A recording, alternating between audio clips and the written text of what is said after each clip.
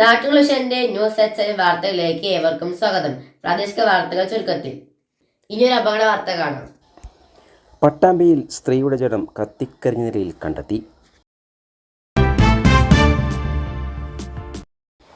തൃത്താല പട്ടിത്തറ കാങ്ങാട്ടുപടി സ്വദേശിയായ കൻഹത്ത് പറമ്പിൽ KV പ്രവിയെയാണ് മരിച്ച നിലയിൽ കണ്ടെത്തിയത്.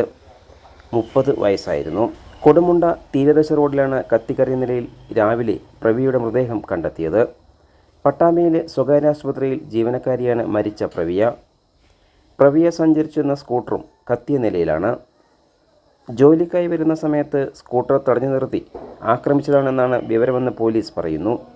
മൃതദേഹത്തിന് സമീപത്ത് നിന്ന് കത്തിയും കണ്ടെടുത്തിട്ടുണ്ട്. പ്രവിയയുടെ വിവാഹം അടുത്ത ദിവസം നടത്താൻ നിശ്ചയിച്ചിരുന്നു.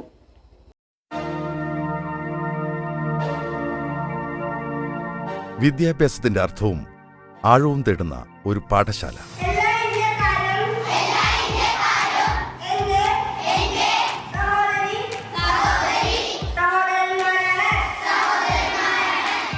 വെള്ളിനീഴിയുടെ പൈതൃകമുറ്റ മണ്ണിൽ പുതുതലമുറയെ ഉന്മേഷകരമായ ജീവിതത്തിലേക്ക് നയിക്കുന്ന ഒരു മാതൃകാ സ്ഥാപനം. കുറ്റാനിശ്ശേരി AUP സ്കൂൾ. മികച്ച നിലവാരമുള്ള ലബോറട്ടറി, ഗണിതശാസ്ത്ര അഭിരുചി വളർത്താൻ അബാക്കസ്, കായിക മികവിനുള്ള പരിശീലനം, സാങ്കേതികമായി ഉന്നത നിലവാരം. ഇതൊക്കെ ഈ വിദ്യാക്ഷേത്രത്തിന്റെ സവിശേഷതകൾ.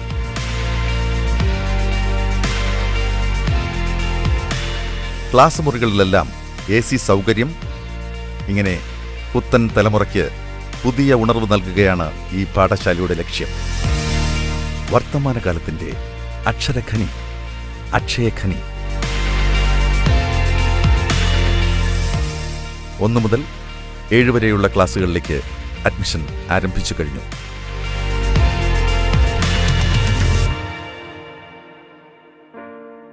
കൂടുതൽ വാർത്തകൾക്കായി നാട്ടുകുളിഷൻ ചാനൽ സബ്സ്ക്രൈബ് ചെയ്യൂ.